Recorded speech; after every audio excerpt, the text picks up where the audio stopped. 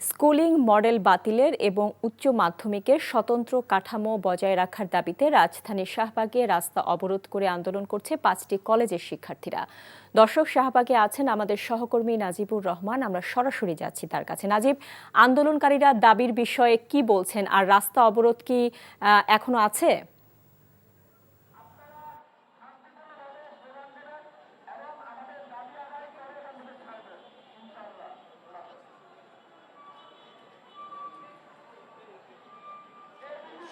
সকাল থেকেই কিন্তু 7 কলেজের সেই শিক্ষার্থীরা রয়েছেন, তারা তাদের ঢাকা সেন্ট্রাল ইউনিভার্সিটির যেই সিদ্ধান্ত হয়েছিল গত জানুয়ারি মাসে, সেই সিদ্ধান্তের অধ্যাদেশ জারির দাবিতে কিন্তু শাহবাগ এলাকায় অবরোধ করার চেষ্টা করে এবং সেখানে কিন্তু প্রায় 1 ঘন্টা তারা অবস্থান নেয়। অবস্থান নেওয়ার পরবর্তী সময় কিন্তু তারা শিক্ষা ভবন প্রান্তে আসেন এবং শিক্ষা ভবনের সামনের যেই সড়কটি রয়েছে সেই সড়কে কিন্তু অবস্থান তারা নিয়েছে এবং অবস্থান নিয়ে তারা তাদের দাবিগুলো জানাচ্ছে। তারা যা বলছেন যে খুব দ্রুত সময়ের মধ্যে ঢাকা সেন্ট্রাল ইউনিভার্সিটির যেই কথা সরকার বলছিলেন তার উপর ভিত্তি করে একটি অধ্যাদেশ তারা আজকের মধ্যেই চান, এমন দাবি তারা করছেন।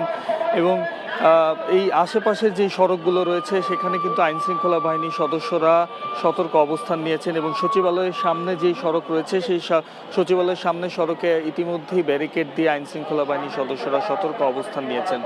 আর এই যেই শিক্ষা ভবনের পাশের যেই সড়ক, সেই পাশের সড়কে শিক্ষার্থীরা অবস্থান নেওয়ার ফলে কিন্তু এই সড়কটির পুরো যান চলাচলই এখনো পর্যন্ত বন্ধ রয়েছে। এই 7 কলেজের শিক্ষার্থীদের মধ্যে কিন্তু ইতিমধ্যেই ঢাকা সেন্ট্রাল ইউনিভার্সিটির কাঠামো আসলে কিভাবে হবে সে নিয়ে কিন্তু মতবিরোধ সৃষ্টি হয়েছে। একটি পক্ষ এই সেন্ট্রাল ইউনিভার্সিটির অধ্যাদেশ চাইলেও অন্য একটি পক্ষ কিন্তু এই কাঠামোর একটি সংস্কারও চেয়েছেন। ইতিমধ্যে শিক্ষকরাও এই নিয়ে বেশ কিছু বিবৃতি দিয়েছেন, তারাও আন্দোলনে নেমেছেন। তারা বলছেন যে ঢাকা সেন্ট্রাল ইউনিভার্সিটির যেই কাঠামো রয়েছে সেই কাঠামোটা কিছুটা সংস্কার করে তা বাস্তবায়ন করা দরকার। এবং অন্যান্য শিক্ষার্থীরা যারা রয়েছেন তারা বলছেন যে 1 বছরের বেশি সময়ের হলেও এখনো পর্যন্ত এই অধ্যাদেশটি জারি না করার কারণে তারা কিন্তু বলছেন যে সরকার তাদের দাবি মেনে নিচ্ছে না এবং এই দাবি মেনে নেওয়ার জন্যই কিন্তু আজ তারা এই সড়কে নেমেছেন এবং সড়কে নেমে যান চলাচল ইতিমধ্যেই বন্ধ করে দেওয়া হয়েছে। এবং আশেপাশে যে সকল সড়কগুলো আমরা দেখেছি সেখানে কিন্তু ভয়াবহ যানজটেরও সৃষ্টি হয়েছে, এতে ভোগান্তিতে পড়ছেন কিন্তু নগরবাসী। তো এই ছিল আমার কাছে সর্বশেষ।